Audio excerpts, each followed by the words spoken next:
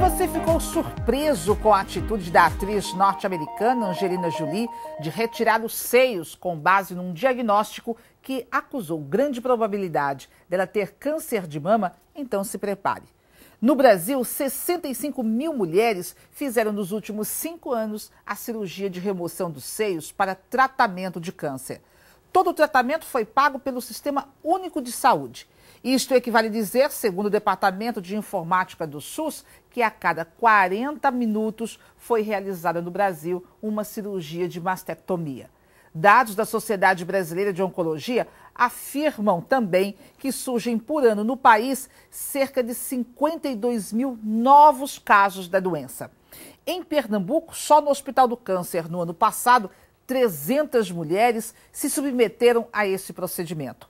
Prevenção e tratamento do câncer de mama. Esse é o tema do Ponto de Vista desta noite. Aqui no estúdio eu recebo o médico Rossano Araújo, ele é mastologista clínico, especialista em câncer de mama, e Denise Sobral, médica mastologista do Hospital do Câncer. Boa noite e obrigada por vocês terem aceito o convite e estar aqui.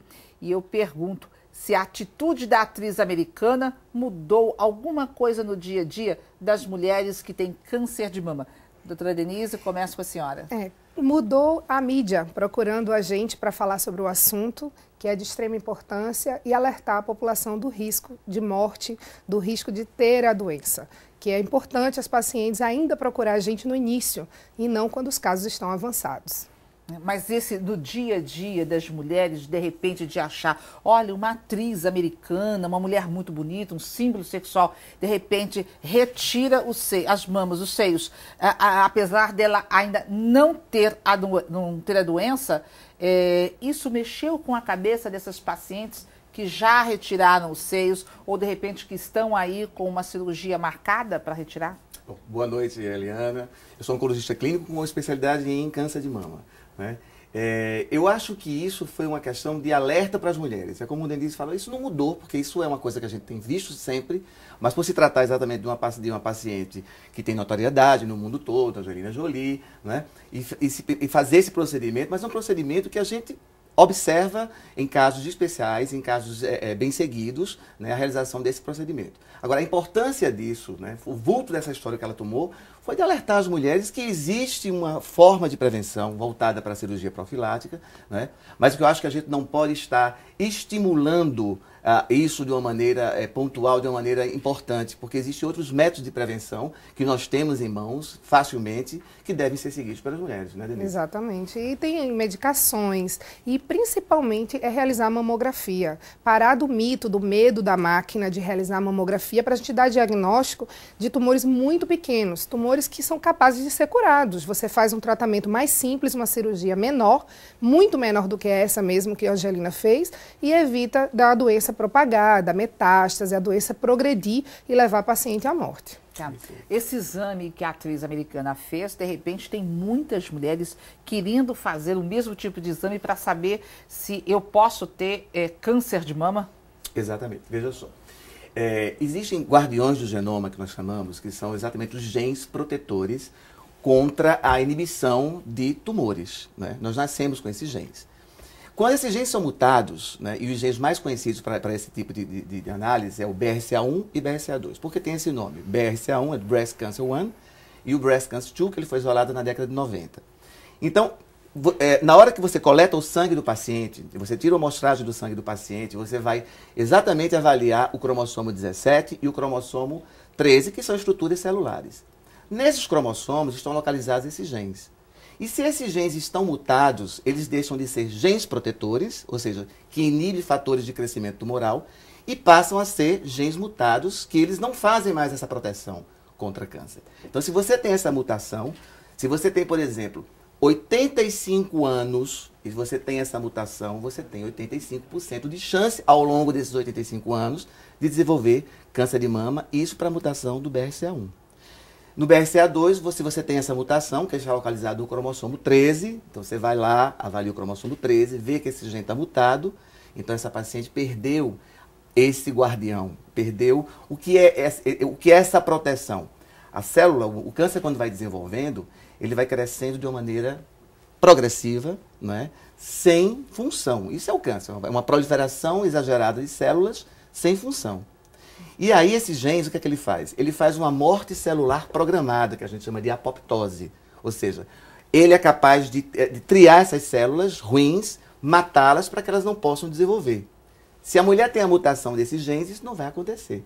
E aí você aumenta a suscetibilidade de desenvolver câncer de mama e câncer de ovário, especificamente. Agora, por exemplo, para saber exatamente isso, nós mulheres, teríamos que fazer esse tipo de exame, o exame que a atriz americana fez. Isso. Mas é um exame recomendável, a gente tem que fazer ou existem outros meios? Não, esse exame é específico para pacientes de alto risco para câncer de mama. Primeira Alto coisa, risco é considerado quem que seria um quem paciente seria de alto risco? Principalmente quem tem história na família de mãe ou irmã com câncer de mama, principalmente antes dos 50 anos de idade.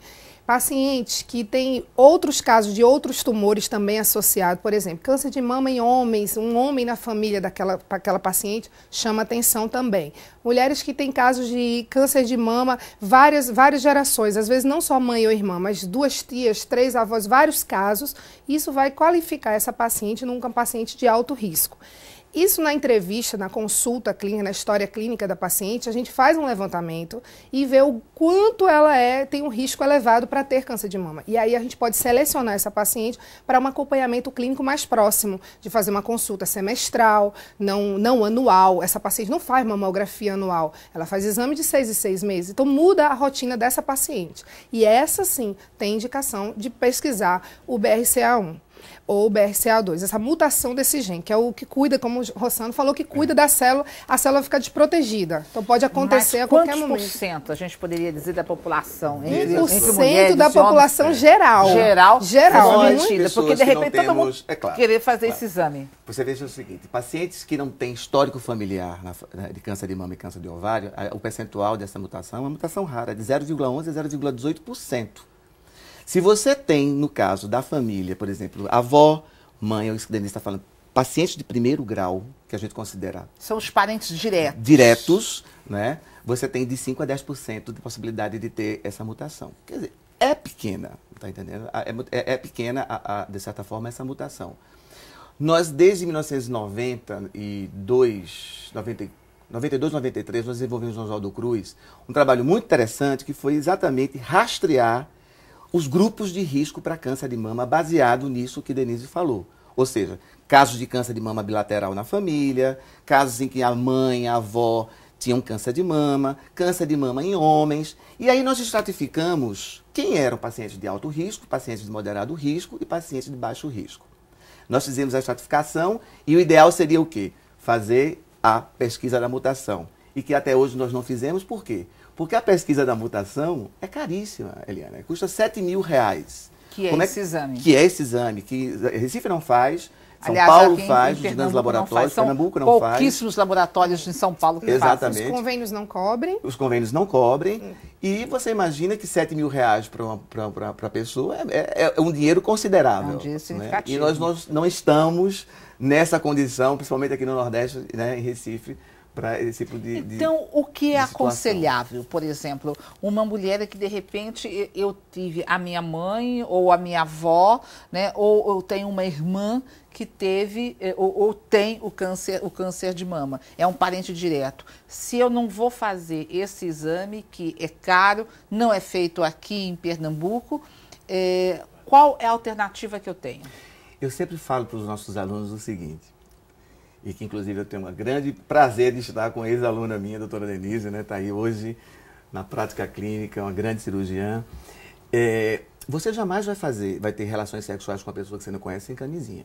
Então você tem que se comportar como portador. Então, já que nós não temos essa acessibilidade para a realização do exame, a gente tem que mostrar para a paciente que ela pode ser uma potencial portadora para câncer de mama. E aí você vai ter que mudar hábitos de vida, atividade física, Dieta, que é uma coisa importantíssima, que a gente sabe a relação hoje dos fat food, das dietas gordurosas com câncer de mama. Porque essa é uma outra questão. O câncer é uma doença hereditária, seja qual for o tipo de câncer. No percentual menor. Mas você pode adquirir, desenvolver a doença. Esse é o que preocupa a classe médica. 90%. 90 a 95% das pacientes que têm câncer, nada tem a ver com a história de Angelina Jolie, Exatamente. que é a história familiar. Exatamente. A gente está falando, a população toda precisa saber que nasceu mulher, passou dos 40 anos, ela corre risco de ter câncer de mama. Então, o que ela precisa, a principal forma de prevenção é fazer mamografia. Não porque ela teve um parente, teve a mãe ou o pai ou o irmão, mas é porque ela é mulher, passou dos 40 anos. Ela precisa se cuidar. E aí, a doença, ela pode ser provocada, quando não hereditária, que é um índice muito pequeno, ela pode ser provocada. Qual a causa? De onde vem? Existe, que é uma doença multifatorial. Se você perceber assim, qual o problema que causaria uma indução de uma modificação celular, nós temos teorias. Aí vai da questão das mudanças ambientais, das radiações ionizantes, de vírus, de bactérias, tá entendendo? Que possam induzir, né? Porque todo câncer, ele é genético. As pessoas confundem muito o que é genético do que é hereditário. Hereditário é aquilo que você passa de pai para filho. Genético porque existe, crucialmente, uma modificação a nível de DNA. E essa célula com o DNA modificado vai passar para as suas células filhas esse DNA modificado e isso é o câncer. Então, o que nós falamos de mudanças de hábitos de vida, o que Denise falou, que o paciente ele deve, se ele tem um grupo, está num grupo de riscos, é colar um mastologista, fazer sua mamografia semestralmente, muitas vezes semestralmente ou anualmente, pelo menos, né? E incentivar exatamente a prática de esporte, de atividade física. Não né? fumar, não beber. Todo hábito porque de saúde. 90%, se são fatores adquiridos, os hábitos de vida mudaram, né, Eliana? Então, mudaram muito. Mudaram muito. Você falava naquela doença, os nossos avós falavam aquela doença. Muita gente, né, os nossos avós ainda têm medo de pronunciar. Claro. É aquela doença, então falavam assim, gente, é câncer. Falar em câncer não pega, não contrai. A gente tem que buscar, existem meios hoje para se descobrir se tem, se você tem probabilidade de ter e se tiver o que fazer desde que esteja no início. Exatamente. Certo? Bom, onde você deve procurar, o que fazer, onde fazer esse exame de prevenção? Você quer saber? Não saia daí. É só o tempo de você tomar um copinho com água e estaremos de volta.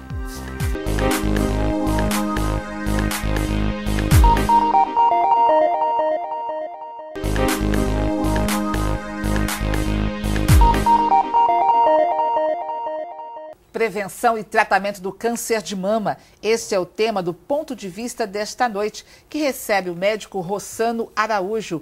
Ele é oncologista clínico, especialista em câncer de mama. E Denise Sobral, que é médica mastologista do Hospital do Câncer. Só reforçando que o médico Rossano, ele é médico do Hospital Oswaldo Cruz.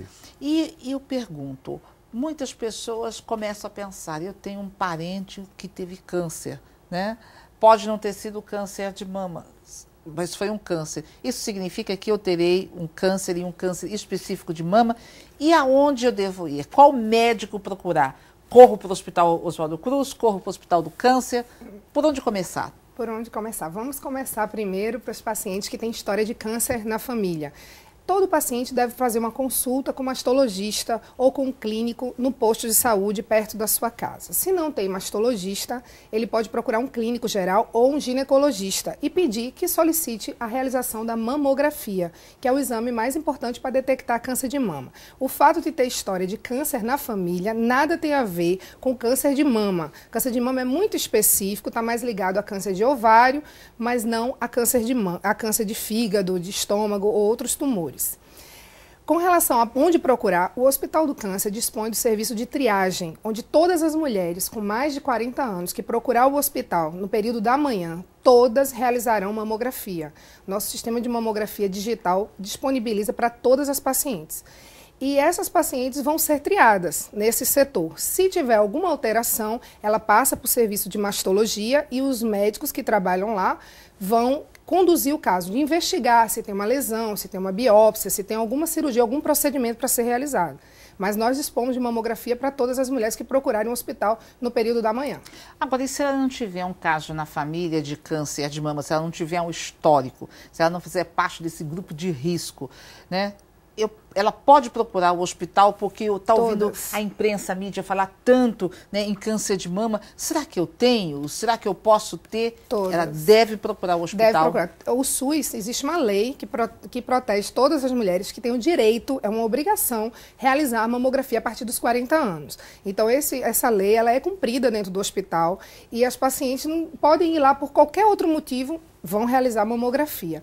O sistema de mamografia do hospital ainda tem espaço para que a população vá. Lógico que não todas na segunda, na terça, mas que se procurando ao longo do mês, vão conseguir realizar dentro daquele mês. Se não no mesmo dia, no máximo 48 horas elas estão realizando mamografia lá no hospital. Lá no hospital. A mulher que tem um câncer de ovário, ela automaticamente vai ter um câncer de mama? Veja só, essas mutações, como nós falamos, existem mutações semelhantes para o câncer de ovário, para o câncer de mama e para o câncer de cólon, câncer de intestino, né?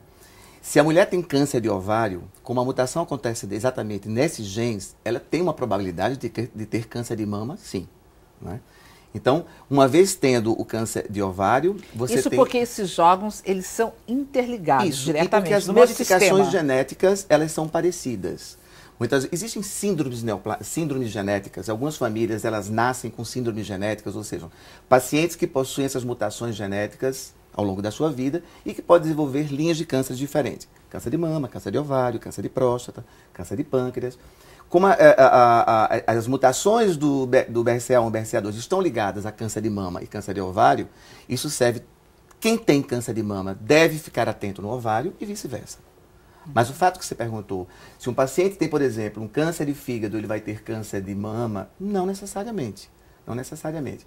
Existem cânceres que são prevenidos, como o câncer de colo do útero, como o câncer de mama, em que você faz exatamente exame, como o câncer da próstata, que o homem tem que fazer exatamente o toque retal, fazer o PSA. Então, são cânceres que fazem parte de uma cadeia de prevenção e que existem exames específicos para essa prevenção.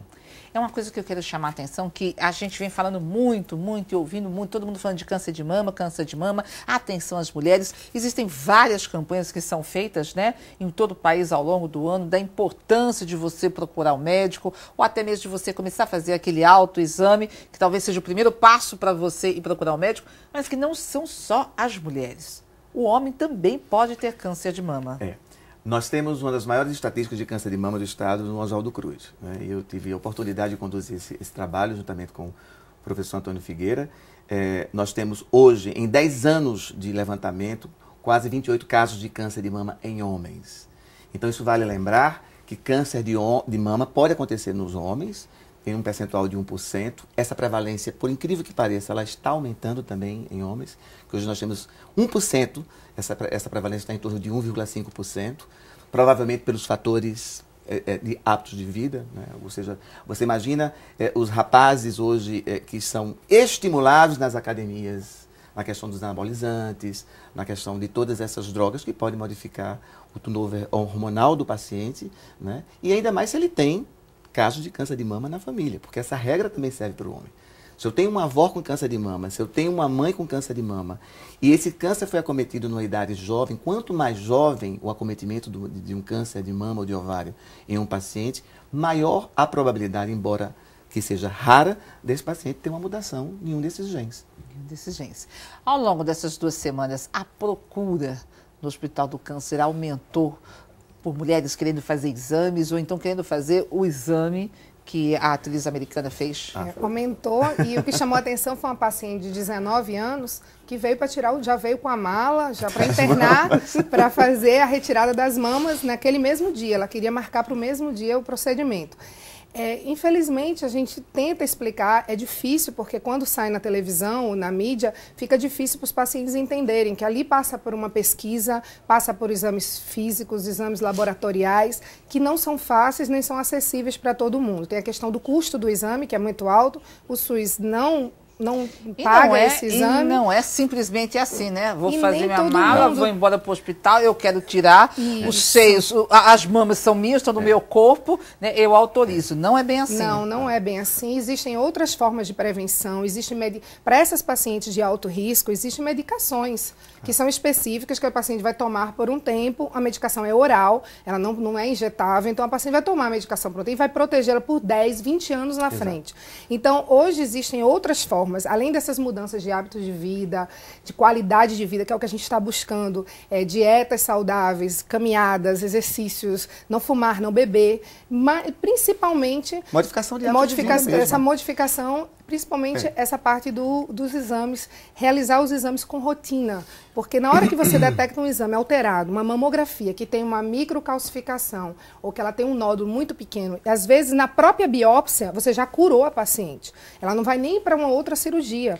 Então, Quando isso é você muito não importante. quer saber, por exemplo, o exame feito pela atriz Angelina Jolie foi para analisar o gene. A mutação do gene. A mutação do gene. Isso. Mas vamos supor, se eu quiser saber se eu tenho, eu não preciso chegar tanto Isso. para estudar os genes. Isso. A mamografia, ela já vai me dizer, olha, você tem um carocinho, você tem a mamografia, basta fazer a mamografia. Basta Hoje fazer. que a Nós gente temos tem- outros exames também. Sim, Ultrassom, mas começa com o começa a mais mamografia. importante é a A mamografia, mamografia. Ele é ultrassonografia. único em termos de importância. Depois tem outros exames. E tem também, que a gente usa muito para pacientes de alto risco no consultório, a ressonância nuclear magnética. Então a gente tem outras formas de investigar, de acompanhar essa paciente de alto risco. E Ela que não o tem SUS, câncer. que você pode Temos, fazer sim. pelo SUS, Temos não a tem que ressonância. desembolsar Não, nenhum não- valor. Então, Verdade. vídeo exames aí, Eliana, exatamente de alta tecnologia, que acredito que daqui a alguns anos estarão dispostos na prática clínica.